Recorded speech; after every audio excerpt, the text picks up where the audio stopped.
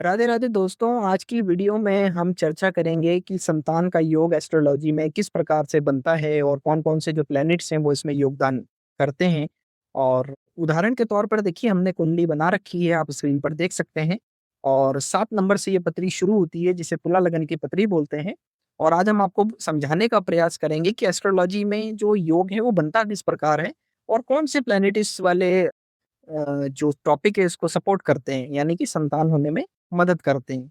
तो देखिए यहाँ पर ये आप पत्री देख पा रहे हैं, तुला लगन की ये पत्री है जहाँ पे ये 11 नंबर लिखा हुआ है, ये होता है कुंडली का 5th हाउस। अब देखिए कोई भी लगन हो सकता है, 12 लगनों में 12 राशियाँ होती हैं, 12 लगन होते हैं, नंबर कोई भी लिखा हो सकता है, लेकिन जो एस्ट्रोलॉजी में घर होते हैं वो सेम रहते हैं, इसलिए ये जो हाउस है वो सेम रहेगा, नंबर यहाँ पर कोई भी लिखा हो सकता है।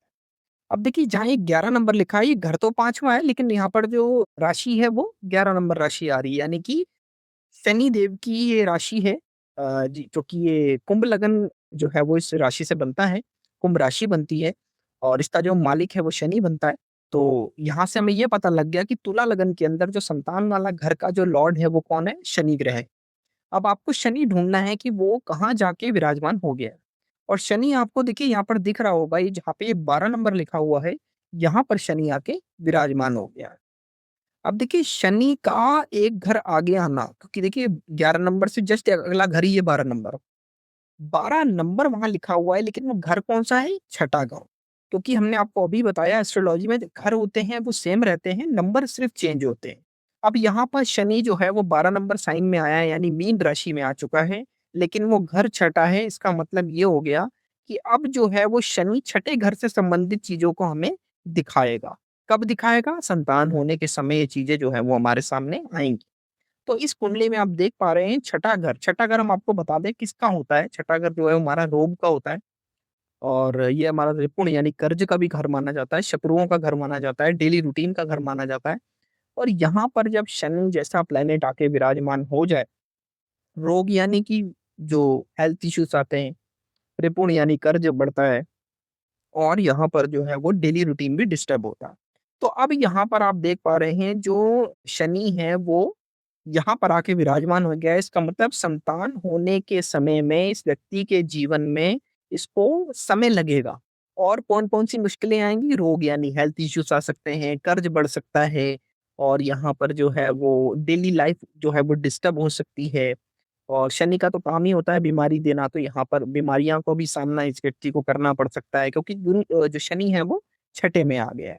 लेकिन एस्ट्रोलॉजी का मतलब ये नहीं होता है कि आप सारे नेगेटिव्स देखें। नेगेटिव में से पॉजिटिव निकाल लेना, ये एस्ट्रोलॉजी का सिद्धांत माना जाता है और यहाँ पर भी हम आपको यही करके दिखाएँगे कि इस कुंडली के अंदर एक प्लेसमेंट से प्रेडिक्शन करना नहीं होता है। इसमें बहुत सारी चीज़ें जो हैं वो हमने आपको शुरू में बताया कि योगदान करने वाली हैं। वो हम भी चर्चा करेंगे। अब देखिए यहाँ पर सिर्फ़ शनि की प्लेसमेंट से यहाँ तक तो ये समझ में आ गया कि इस व्यक्ति के जीवन में इसको परेशानियाँ आएँगी, संतान से संबंधित। लेकिन आप ये देखिए कि इस राशि का मालिक कहाँ जाके विराजमान हुआ है? जहाँ पर शनि विराजमान है वो 12 नंबर राशि है और उस घर का मालिक गुरु 10th हाउस देखिए जहाँ ये 4 नंबर लिखा हुआ है वहाँ जाकर विराजमान हो गया है। इसका मतलब क्या हुआ? गुरु उच्च का हो चुका है। अब गुरु उच्च का हो गया यानी कि यहाँ पर आधी मुश्किलों का निवारण ऐसे ही हो गया। क्योंकि गुरु उस घर का मालिक होके आया है और गुरु को एस्ट्रोलॉजी के अंदर संतान का कारक ग्रह माना जाता है। तो जो को सपोर्टिव बनाएगा, आसान करेगा। अगर रोग रिपुण बढ़ेंगे तो गुरु उसमें मदद करेगा व्यक्ति की। तो इस प्रकार से जो है वो प्लैनेट यहाँ पर सपोर्ट कर रहा है, आप ये देखिए। जहाँ पर 11 नंबर लिखा है वो घर में राहु विराजमान है।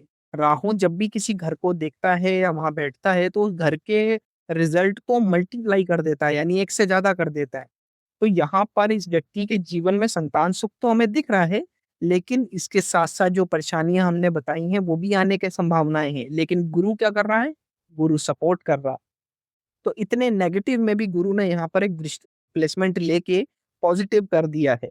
हाँ, कुछ रेमेडीज़ होंगी वो इसको सजेस्ट हम करेंगे, क्योंकि इस व्यक्ति को शनि की रेमेडीज़ करनी पड़ेंगी, कुछ गुरु की रेमेडीज़ करनी पड़ेंगी क्योंकि डिग्री कम है ना और राहु से रिलेटेड भी कुछ रेमेडीज़ करनी पड़ेंगी। लेकिन जो इस वीडियो को बनाने का जो मोटिव है वो ये है कि संतान का योग बनता किस प्रकार से है तुला लगन में या किसी और भी लगन में अगर हम देखें, तो कौन से घर इसमें सपोर्ट करते हैं। जैसे कि गुरु यहाँ पर सपोर्ट कर रहा है। शनि का प्लेसमेंट जो है वो छठे में चला गया, लेकिन उसके बावजूद भी गुरु ने सपोर्ट कर दिया। क्यों? क्योंकि गुरु की जो नवीं दृष्टि है, गुरु की 3 दृष्टियाँ होती है, 5वीं, 7वीं और नवीं, और यहाँ से बैठा हुआ गुरु नवीं दृष्टि शनि के ऊपर डाल रहा है। तो शनि को यहाँ पर वो अपने घर में कुछ भी गलत करने से रोकेगा और काम को आसान करने की ओर लेके जाएगा। तो गुरु की दृष्टि में अमृत होता है, गुरु ने यहाँ पर बैठ के सारे काम को आसान कर दिया। तो दोस्तों, एक प्लेसमेंट की वजह से आप प्रेडिक्शन नहीं समझ सकते, आपको कुंडली के अंदर बाकी सब ग्रहों को देखना चाहिए और उसके बाद ही समझ में आएगा कि कौन-सा प्लैनेट आपको सपोर्ट कर रहा है और कौन-सा प्लैनेट आपको जो है वो सपोर्ट नहीं कर रहा। जी दोस्तों, आज की वीडियो में हमने जाना किस प्रकार योग बनते हैं। आने वाली वीडियो में हम ऐसे ही एग्जाम्पल के तौर पर आपको कुंडलियाँ दिखाते रहेंगे और योग समझाते रहेंगे। अगर आपको अपनी पर्सनल कंसल्टेशन हमसे लेनी है तो आप हमें डीएम कर सकते हैं और अपनी पर्सनल कुंडली के आधार पर हमसे गाइडेंस ले सकते हैं। यहाँ तक बने रहने के लिए बहुत-बहुत धन्यवाद। पेज को फॉलो करके चलें और किसी भी प्रकार की अगर आपने हमसे कंसल्टेशन लेनी है तो हमें ज़रूर कॉन्टैक्ट करें। धन्यवाद।